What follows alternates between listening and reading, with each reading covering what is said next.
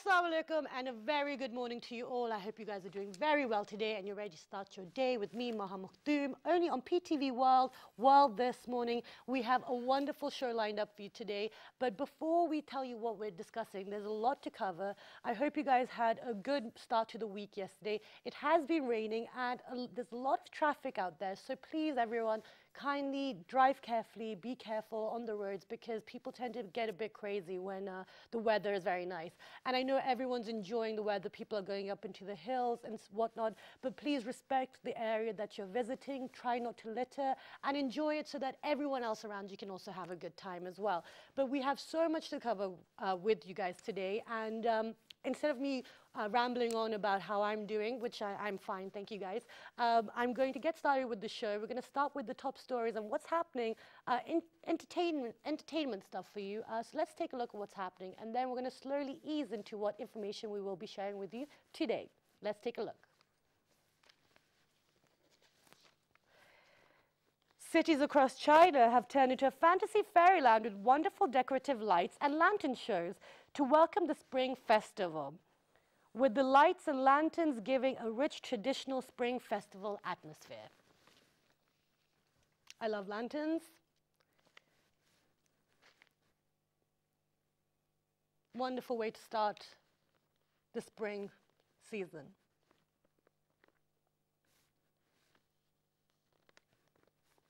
Italians in the northern city of Ivrea marked carnival season with the annual Battle of the Oranges, where revelers take aim at each other in a time-honored fruit-throwing skirmish. I'm not entirely sure how I feel about these traditions, where there's so much waste of food when there's so much hunger across the world, but I guess traditions are there. Okay, and bringing it back to Pakistan, Murray and its suburban areas received snowfall, turning weather very cold. More than 18 inches of snowfall has been recorded so far in Murray, and the mercury has dropped to -3 degrees centigrade. It's very cold. Slippery roads as well, so do be careful if you're traveling up there. And finally, going across the pond to America, there are close to 3,000 entries in the Westminster Dog Show. The 142nd Westminster Kennel Club Dog Show takes place at Piers in New York City.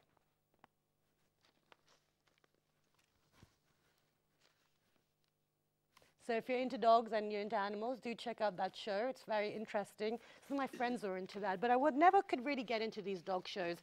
But it does show you how much time and effort goes into training them as well. It's not easy at all. But now let's move on from the news. We have a wonderful day today that we're celebrating. Not in this part of the world, but all across the world. In 1895, Marconi created the radio. And today is World Radio Day, and the theme is radio and sports. There was a saying that video killed a radio star, but that seems to have been proven to be incorrect because the radio is one of those things that, despite the advancement in technology, we have digital era, we have everything, you know, on our phones and whatnot. Radio has still managed to survive, and we have some wonderful channels within Pakistan as well who are reaching the masses, and they're, you know, giving information or entertainment. But across the world, radio has played a vital part in connecting people, in getting information and entertainment out. But that's enough about me talking on the topic. We're going to now share with you the information on the history of the radio, so you guys have a little bit of idea who created it, when it came about, and how it's affected our lives. Let's go take a look. Dusty thing that sits up at the front of your car or in the corner of your house. Most of us are too occupied with television, our iPods, or video games to really listen to it. But the impact it has had on our world is immense. It all started in 1873 when James Clerk Maxwell showed mathematically that electromagnetic waves could travel through air. Before long, in 1888, Heinrich Hertz demonstrated Maxwell's theory by demonstrating that someone could produce and detect electromagnetic radiation. Then, in 1892, Nikola Tesla used Maxwell's mathematic findings to demonstrate the sending and receiving of radio frequency energy. He proposed that this method could be used for sending and receiving information. But it was Guglielmo Marconi who built the first wireless transmitter in 1896, which was capable of sending signals up to 1.5 miles. He then proceeded to develop the world's first transatlantic radio communication service between Clifton, Ireland, and Newfoundland in 1901. The next evolution in radio technology was the invention of the spark gap transmitter.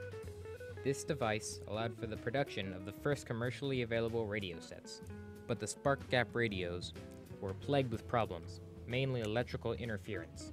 These were greatly improved with the invention and production of crystal radio sets. The crystal sets were the first widely produced and widely used radio sets in America. These crystal sets were widely used in most American homes by the 1920s. It was the American family's connection to the rest of the country. This was fantastic, but there was still a problem that needed to be fixed. Up to this time, all radio was being broadcast using AM waves. AM stands for amplitude modulation, but the problem was that AM radio is medium range and is prone to be blocked by urban structures. But in 1933, Edwin H. Armstrong invented FM radio. FM stands for frequency modulation. This type of broadcasting method uses a wavelength that is less prone to static and blockage. It also has a longer range. With the invention of FM, radio only needed one more evolution to become what you know today. That last advancement was the transistor radio. The transistor radio had particular advantages over the old crystal sets. The transistor sets. So that was some information for you guys on the history of the radio, and thank God I got the name right. I was kind of doubting my information. But it's very important, as they mentioned within the report as well, within the information, that people, you know, when you're watching TV, when you have all these visuals, you're not really paying attention. But when you have the radio, you're able to, you know, pay more attention to what's being said, and you're digesting a lot more. But with that, we're going to go for a short break, and when you come back, we're going to introduce to you our topic, which is very important, and it's something for all the youngsters out there, especially those who are thinking about going out into the working world. We're going to prep you with some skills and information that you'll definitely need, so do stay tuned.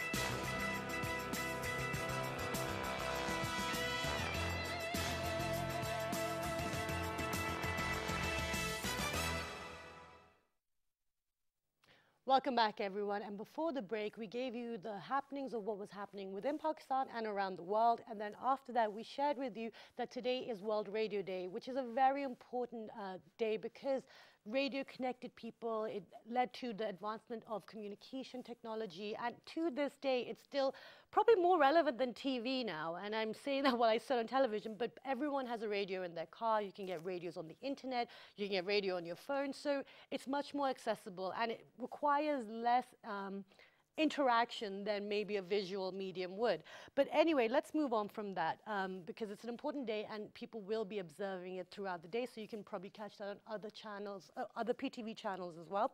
But now our topic we're going to be discussing is something linked with yesterday's show. So yesterday we were talking about the importance of training, and we were also talking about keeping the brain drain to a minimum. Now, when the systems are not as accommodating as they should be, how do we maintain people's levels of satisfaction within the work environment, and how do we give them tools to grow and get to a level where it's good for them nationally and internationally? But these days, as I mentioned, the youth will be interested in this, because we've been doing a lot of shows, even in January while I was away. We did shows on how to write a CV, what kind of skills one needs, what kind of writing skills you need, etc. But now we're going to build up on that.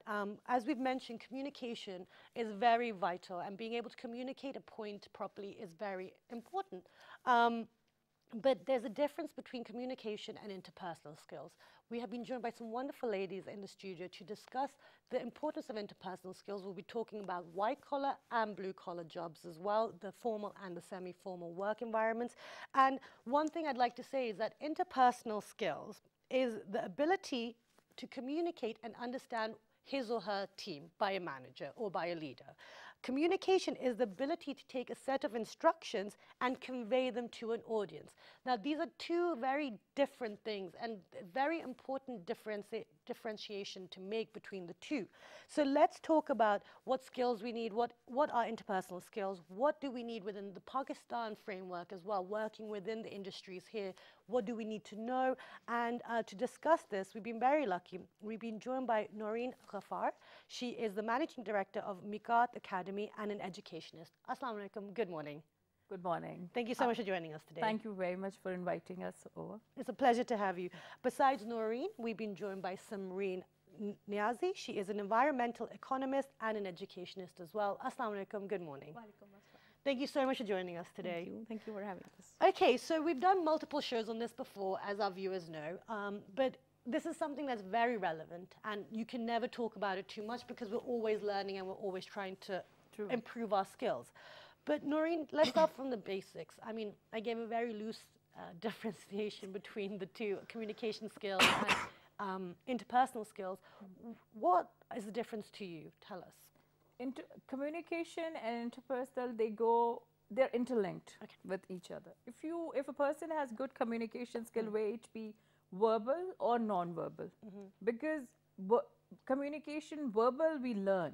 Right. We learn through our trainers, we learn through the books, but non-verbal skills leads you to become a manager, become a leader, become the chief executive officer, whatever fancy names you want to name it. Interpersonal skills is the ability of a person to listen. The primary requirement for becoming a leader and being a good interpersonal, having a good interpersonal skill is to listen. Right. Listen, because most of the time what happens is we listen half, we understand quarter, and we implement whatever we understand out of the situation. Okay. So if we listen properly and attentively, 80% of the problems are solved. Okay, wonderful. And that is something that I have noticed, and my family have also accused me of doing as well, that, you know, before the sentence is even over from the other person, we're cutting other people because, like you said, we've listened to half of it, so we've already started thinking of our answer before we've actually listened to the whole thing. Okay, so Samreen, tell us, within the culture within Pakistan, we're all very friendly, chatty people. How do we develop this? One of the key skills for leadership as well is the listening aspect. The first thing is to listen. The first thing we have to have is tolerance. Right. The very first thing is to have the patience within ourselves, not to just reply, but to listen, as she said, not just to listen first, and to always have the ability to think about us, that we can always learn from listening, and we are not perfect yet. Right. So unless and until we make sure that, but again, this requires a whole set of grooming infrastructure. Right. People coming from different backgrounds, people coming from different education set, people coming from, Pakistan is very multidimensional. Yes. And it's not just Pakistan. We're talking about, when we're talking about, it's actually more of a behavioral issue, a social issue, a behavioral issue at a common person's level that emerges out as a social problem that we have to sit here and talk about it. Right. But once, if it was solved, as I say, being a parent, if I say that if it is solved and discussed at a normal level of when we are grooming children, that can be done and sorted out at a very simpler and easier level. We actually wait to develop and let complicated human beings grow out first, and then we sit here and talk Yeah. about solving their issues. Okay, yeah, we talk about the cure rather than the prevention. It was, okay. the prevention is start from the very basic home level, Okay. Now, from basic parenting. absolutely. So then, and also I think when you're doing those things, you can figure out if your child, you know, is born to be a leader and whatnot, if you're giving them the right skills, correct? Yeah. Or not? I agree. Yep. Okay. So let's talk about that. So we're talking, okay, because we did want to focus on, you know, students coming out of school, but it goes, like you just mentioned, it goes beyond that. It starts from home. So where do you guys fit into the equation? Because obviously you're not going to go into people's homes when their children are 4 or 5 years old and being able to impart this information. So where are we in Pakistan? Where are we standing regarding teaching our students these vital skills? Should I answer? Yes, that's for you. Sorry, Naureen. Okay. For these particular things, these days parents, most of the parents, mainly female, they are also working or they are engaged in some activity. Okay. So they try to, because they understand a lot of things that are required for the market, for the competitive market. You won't believe kids aged from 6 years till 12 years, they are being focused by their parents to work on their public speaking skills. Right. Public speaking and creative writing. These are the two domains because we don't want to write. That is the thing that we have to learn, start learning from the day one. You know, when you start writing, the need and the desire should be created to write, because you also know that we all are reluctant to write. Writing and then communicating and speaking in public, you know, it is hell lot of a different ball game. Absolutely. So there are a lot of public speaking programs which are free also happening, because I conduct in my academy free of cost for a lot of students. Way it be a student aged from 6 years to 12. Okay, great. And for kids working or studying in the university, because this communication problem is with the masses. Because I've been teaching as a visiting faculty in various universities, the primary problem that I figured out is people can't communicate, they can't say what they exactly want to deliver. Okay. Or I would like to add one point over here, because I forgot to mention earlier. Most of the problems, because I said listening, there are two aspects to listening. One is listening just for the sake of listening, and the other one is you listen to understand. Right. And you should not be focused on the tone of voice. Right. Because as bosses, because the concept is corporate to campus to corporate. So when it's corporate to campus to corporate, so kids, they primarily think that when they step into the organization, it will be a whole lot of, you know, fantasy world. Your boss will be greeting you like we see on drama and film. It's altogether a very different ball game. Yeah. So the tone of voice, if we can get rid of understanding the tone of voice and just focus on the words, most of your decisions are very firm, and it can help you in career development. Okay, that's interesting. So we do have a little animation to share with you, but before we launch into that, I'd like to ask Samreen, before the show we were talking about the working world as well. So, you know, you've mentioned very briefly going from the education and stepping into the actual industry itself. You mentioned as well before the show, there's a lack of data and lack of research officially that we need. Now, what do you see are the shortcomings regarding the skills that are lacking within the new employees or the new fresh graduates within Pakistan? Okay, these are two questions actually. Yes. The first question is what is lacking in the system as well, and then we go to what is lacking the people who are already employed. The first stage, the first step is to get employment. First stage is to get the right.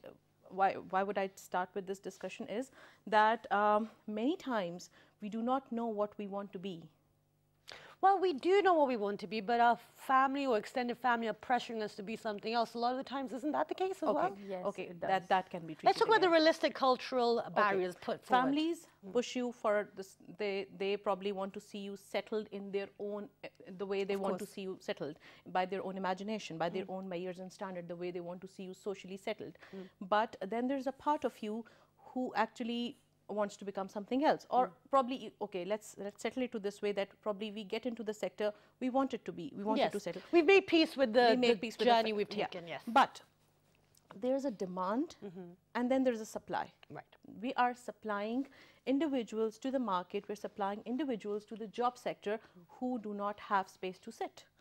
So the basic problem, I see it, the way we see it as policymakers, as people who teach, that when I teach, again, we teach at students of university, various universities. So what we find is that students are here and they don't know why they're here. That's a big disappointment when I'm teaching a subject and they don't know why they're here. The only reason is we got admission here.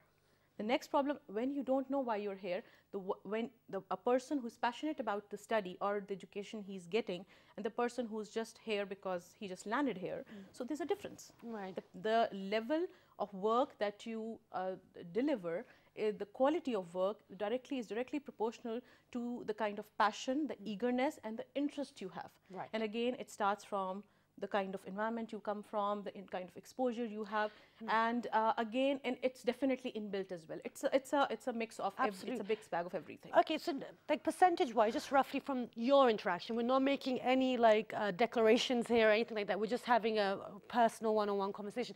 Regarding according to your observations, what's the percentage of these lost souls and then the ones that have focus and a philosophy of life? Okay, that is again very interesting because it changes from public to government, public to private universities. Oh, really? Okay. Because public universities are are generally available for people who can generally jump into higher studies.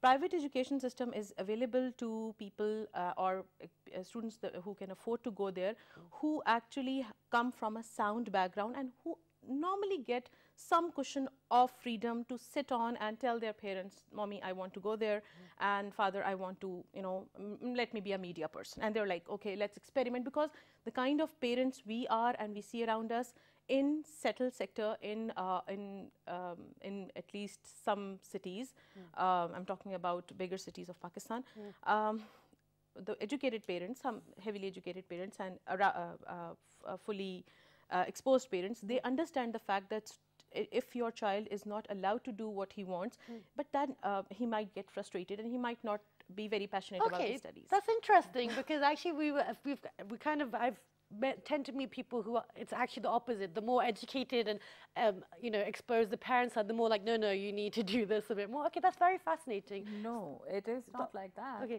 The more parents are getting educated, the better it is for the child, because they Wonderful. are giving them the liberty to choose, to select their various fields. This time I was very happy because it's been now 16 years in the education sector. Trends are changing. Okay. More than 50% of my students have become focused. Okay. They knew why they were doing a particular job, or particular qualification. They know what they want out of themselves. Okay. But the only thing that they lack is they don't know the whereabouts, the opportunities available for them. We talk about it. Wonderful. And I will pause you there. We will talk about the opportunities and how to figure those out and find a path through the mist and the clouds. But before that, we have an animated video for you to talk to you about interpersonal skills. Let's go take a look. And when you come back, we'll continue our conversation to give you more information about approaching the working world. Stay tuned.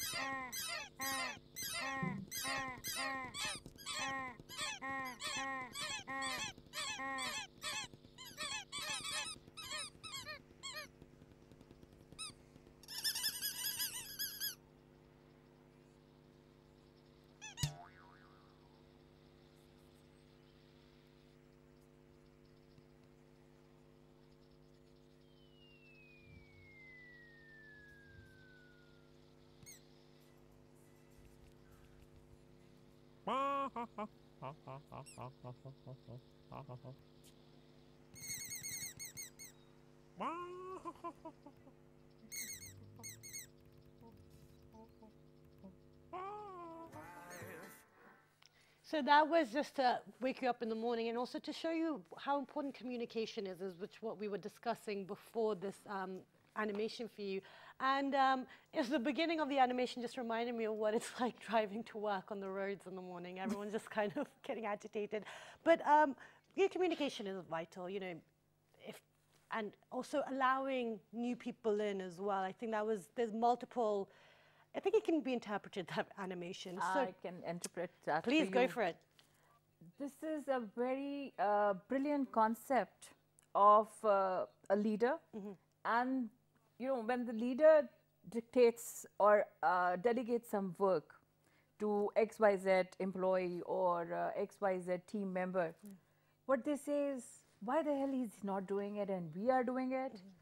And the people sitting down there or working on different parameters, what happens is they don't really understand what the leader is going through. In this video, if you have seen, the leader fell, but he was holding on to that rope and all of those birds were sitting.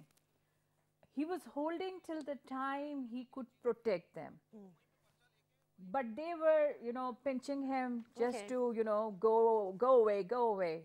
And when when he dropped, did you notice all of them flew away and all their feathers were like in the air. They were all naked. So in order for leader to, you know, behave, to protect you, because there are a lot of things that he or she goes through, because he's not letting you get exposed to, I told you about the tone of voice and stuff like those. The leader is not letting you exposed to various negative parameters, and he's giving you a shelter. Okay, that's interesting concept. I didn't see it in that much depth, but okay, that's really interesting to see that now that you've mentioned it. You know, it looks more, it's more apparent. But Samreen, before we went to the animation, you know, we're talking about the importance of communication, and also, Naureen, you've highlighted how important it is, and you know, it's about getting over the first hurdle of the listening skill. There are multiple, you know, dimensions to listening, but in order to be able to become a better listener, in order to be able to figure out our philosophy and, you know, commit to a job or whatnot, you were talking about how there's a lack of clarity within the working world as well once they enter. So you're not entirely sure when you're applying for a job which skills are required, what experience is required. It's another double-barreled question. First of all, are we teaching, like, how do we start teaching kids within institutions the skills that they need when they're applying for a job? And secondly, how can the working environment become a bit more clear, you know, a bit more, to make more distinction between this role requires this requires this experience? Because when you look at, you know, certain roles, applications abroad, you know, it tells you minimum of this year in this industry, minimum these many languages. So then you know whether it's any point to applying or not. Where are we within Pakistan regarding that? The only problem, probably the basic problem we are facing right now, okay, we always see there's a rush of some specific qualification and some specific we call there can be a rush of doctors in one decade, or there's a demand, or there's a what they call it, there's a specific saturation of some specific sector. There is a rush of engineers, a saturation of doctors, or the sectors get saturated after a while. What we do not understand is that there is something known as manpower planning. Your sectors, your business sectors, your enterprises, your hospitals, your your schools, everybody, every institution needs different things of different mix. And when we do not tell, okay, this is the demand sector, that is demanding people coming out from the education sector with formal degrees. If everybody is an architect, if everybody is a manager, who are we managing? Yeah, that's true. We only need people, and we basically what we need is a bridge. We need mentoring, we need bridge of from this demand side coming to the supply side. Right. People coming from the sector. Okay, this has actually started in Islamabad, Karachi and Lahore. This has started the mentoring, the leadership, and exactly the way she was telling. Student advice and counseling, plus student career counseling, exactly. Tell them that this much is, whenever, I personally think that when we are teaching at university level specifically, let alone the school sector, where we are just making the pattern of the person, child, how to think, and this is black, this is gray, and this is white. But when we are coming to the way we teach at academies and university levels, we are taking senior students. Here they are making decisions. Okay. When we are making decisions, it's very important that whatever subject you are teaching, along with that, if you can just, and you can, it's very easy to pick out students who are lost. Yeah. It's very easy. So you can always see the clear-headed, you can always see the lost ones, and you can always see people who are actually, silently begging for guidance. And it's very visible in public universities. Okay, yes. You spoke about structured and unstructured for the roles. As far as structured industries are concerned,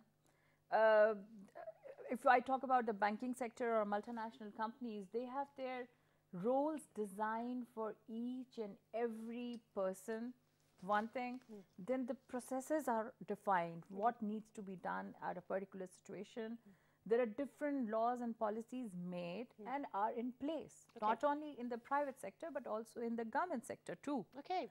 But the only issue which I have come across over a period of 5-6 years, that we don't read.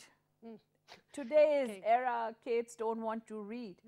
The better idea would be, I really like one of the banks module. They have kept everything on their portal. Excellent. And soft copy, you can read it. Okay, wonderful. But actually, I didn't realize we're running very short of time, but now we have to share an interesting video with all of our viewers. Let's take a look at that, and when you come back, we're going to wrap up this conversation. Stay tuned.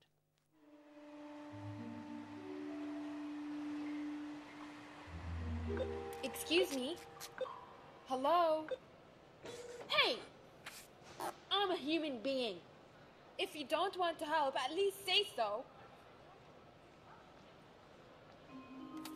Hello, I am deaf. I may have trouble comprehending you. Thank you for your consideration. Usually, I'd read your lips to understand you. Oh. If you like, you could let this convert your speech to text for me. Okay. Could you tell me how to get started?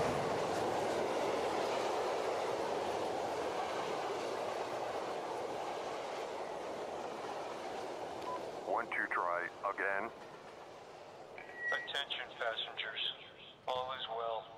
Thank you. Low power shutting down.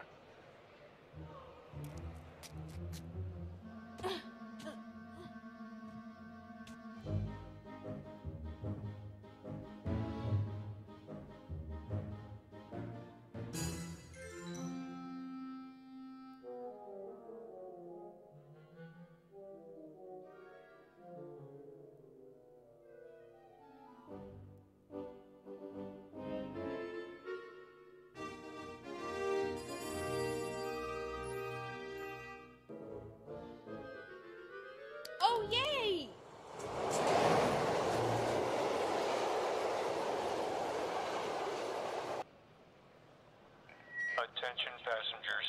Line 4 is delayed for 1 hour. Thank you.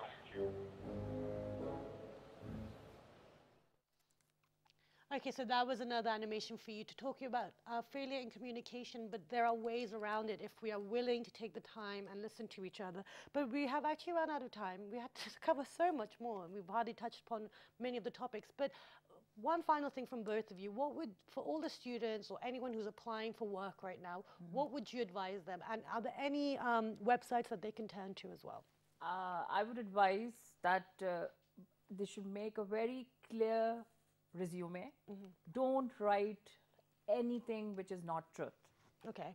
Because the person sitting as an interviewer, he understands at a very click of second when you walk.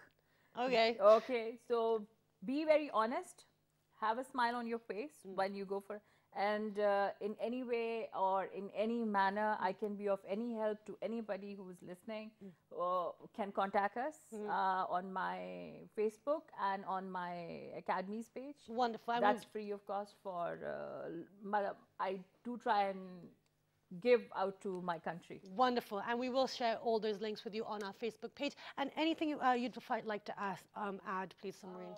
As I said, before you apply, before you jump out of the education sector, when you're while in it, interact with people, interact with multiple ideas, and interact with different with people and mentors and researchers. What we are lacking in Pakistan, what I would like to assert upon, is research. Okay, research.